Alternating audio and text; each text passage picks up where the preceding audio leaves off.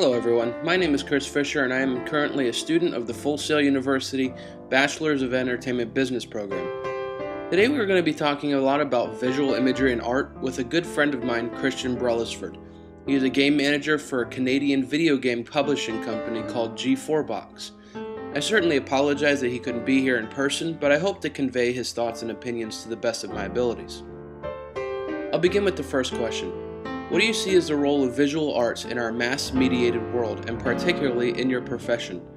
Brellisford said, visual arts plays a huge role in our world today, and it's especially important in the video game industry. You can think about anything from a game logo design to game artwork such as our soldiers and weapon artwork for Crossfire. I mean, what would our world be like if people could visually see the kind of art? Could you imagine playing a video game without the role that graphic design plays, conceptual art?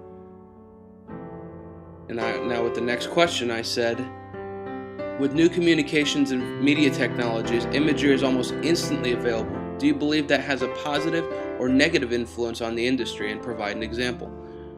Brellisford replied, well, for the video game industry, it's most definitely a great influence. The video game industry is always in a state of change, and with imagery playing to our senses in the right ways, we are always in need of the next best thing. The faster the better is what we say around here at the office. Moving on with the next question, what popular images are frequently rechanneled throughout the entertainment industry? Brellisford replies, I'm not sure what kind of images you consider popular, but I know for certain that the famous Mona Lisa painting is one that comes to mind, not just pertaining to the video game industry, but also writers, music artists, painters, and more. It's something of an inspiration to many professionals in the entertainment industry.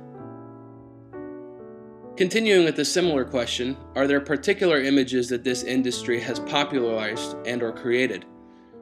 Brellisford says, what images haven't been popularized throughout the video game industry?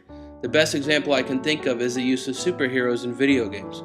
Just look at the images of Superman, X-Men, Batman, and the Fantastic Four. All of these icons have been featured in tons of concept art and graphic arts, and in video games such as Ultimate Marvel vs. Capcom. These video games showcase superheroes and villains in a way that have made them more popular than what I believe most big screen films could have ever done. Moving on, who is one of your favorite visual artists, and or what is your favorite visual style of art? Brellisford said that he would go with the second part of that and say his favorite visual style of art is graphic arts. He goes on to say being a video game manager, he has to deal with graphic arts every day and personally pick out the samples that the game publisher has to go with to showcase the video game in the best way possible. And finally, has the knowledge of famous artworks influenced your creative process? Brellisford says, again, here it depends on what you consider to be famous artworks. I would have to relate to the superhero world again and say that I feel the age-old comic books are famous artworks in a way, and I have drawn many times over the past 15 years on the famous artwork of DC Comics and Marvel to not only choose great work from their graphic artists, but also inspire new ideas for what can be presented as our work to customers and gamers. Visual artwork today has a huge impact on the way we think and feel in a number of industries. It's important to respect how powerful visual art can be and how much of an influence it has over many aspects in all of our professions.